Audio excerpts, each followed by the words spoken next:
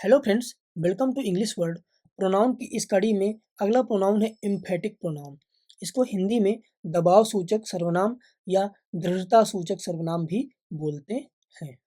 I hope इतनी बात आपके समझ में आ गई होगी। ठीक है,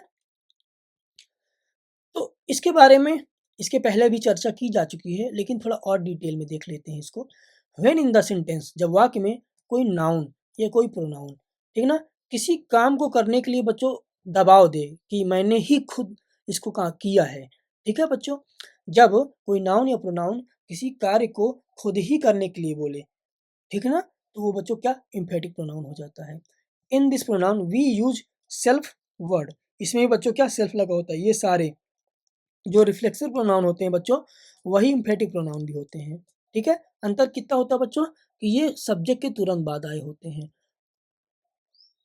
और इसका हिंदी में बच्चों मतलब होता है खुद ही।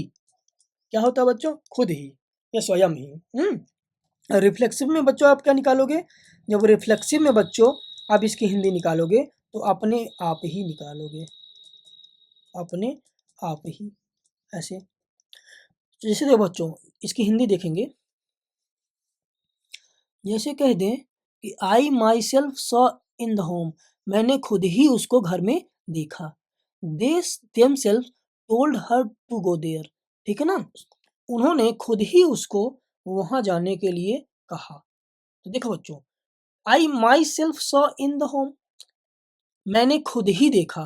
बच्चों मतलब जैसे कोई बात हो रही होती ना, कहते नहीं यार वो दिखा नहीं, ऐसे ऐसे हो गया, तो कोई दूसरा बोल पड़ता नहीं यार मैंने तो खुद ही देखा उसको। मैं गारंटी के साथ कह सकता हूँ कि मैंने खुद ही देखा, अपनी इन आंखों से देखा। तो देखो बच्चों, ये माई सेल्फ वर्ड इस आई पे क्या डाल रहा कि दबाव ही तो डाल रहा कि नहीं भाई मैंने खुद ही तो देखा है। ऐसे जैसे कोई घटना घट जाती है, कुछ बात हो जाती है, तो कहते ना कि उन्होंने खुद ही उसको वहां जाने के लिए कहा है, तभी ऐसा हो गया। तो बच्चों ये क्या दबाव ही तो डाला जा रहा है, इसलिए बच्चों ये क्या एम्फेटिक प्रोनाउन हो गया। नोट में देखेंगे, this pronoun generally comes just after the subject. ठीक है, इनको पहचानने का एक अच्छा तरीका है कि तुरंत सब्जेक्ट के तुरंत बाद आते हैं। This pronoun does not use as object of verb. बच्चों ये जो प्रोनाउन होती हैं एम्फेटिक प्रोनाउन, ये ऑब्जेक्ट ऑफ वर्ब यानी वर्ब की ऑब्जेक्ट के रूप में कभी भी यूज नहीं होते हैं।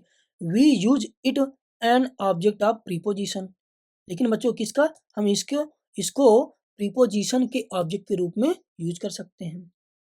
जैसे fish lives in the pool by itself, यानी कि मछली मछली खुद ही तालाब में रहती है।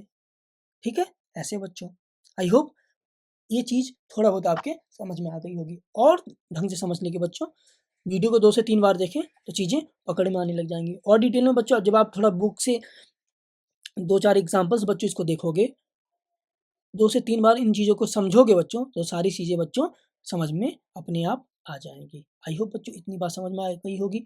आज के लिए इतना ही। धन्यवाद।